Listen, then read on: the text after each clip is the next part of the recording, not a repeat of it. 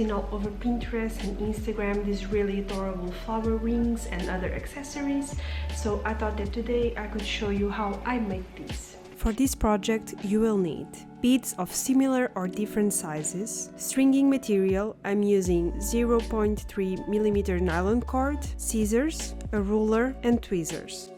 Okay, so to start you need your stringing material, and I would say you need around 30 centimeters to 40 for each ring, so 14 inches for example. Then you insert one of your petal beads and push it to the middle of the string. Next, you pull together your two ends of the string and slide the center bead of the flower through both. You then add another petal bead in one of the ends of the string. And then you slide the other end through the opposite hole where you inserted the first one. So you should end up with something like this.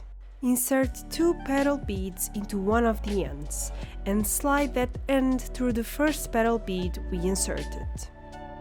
Do the same thing with the other end. So this is how you make a flower. Then you just have to insert the beads that will make the rest of the ring, and in this case I think it's better to slide them through both ends at the same time, like we did with the center bead. When you have inserted the amount of beads that you need for your finger, it's time to close the ring. To do that, you insert one of the ends through the first petal bead and the other one into the same bead but through the opposite hole. So then you pull the ends together, and you could tie a knot here and finish the ring, but I feel like it's too noticeable, so I prefer to tie the knot in the middle of the ring. You just have to insert both ends again into the ring beads and pull them out when you reach half of the ring, and there you can tie two knots. Here you can see me doing a ring. I just measure the amount that I need and then I start by making a flower. So I just add one of the petal beads, and then I add the center bead through both ends at the same time, and I just slide it down, making sure that the ends are the same length, and then you just have to add the other petal bead. So you just put it through one end and then the other end through the opposite hole, just like I showed you in the animation, and then you just slide everything down.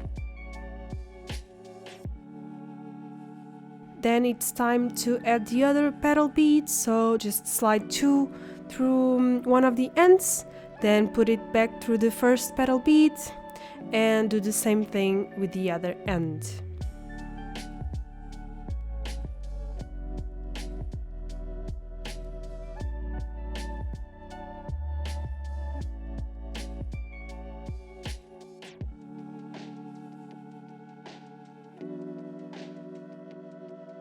So now you have a flower, and it's time to add the other ring beads. Just add as many as you would like. In this case you can see I'm adding white ring beads and I'm sliding them through both ends at the same time.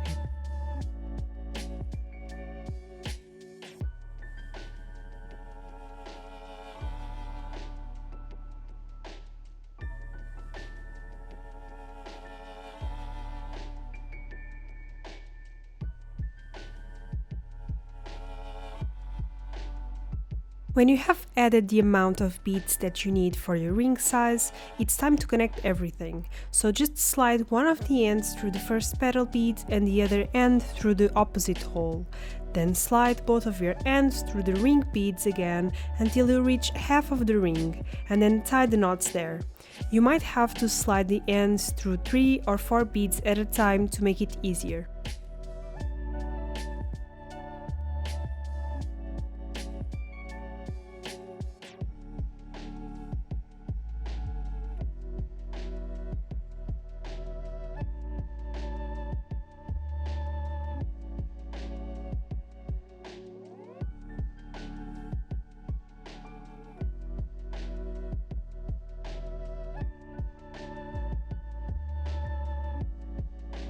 So this is how you make a ring with just one flower.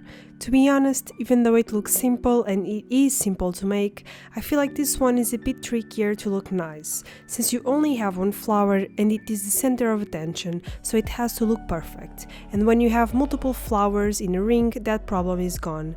And that's what I'm going to show you how to make next.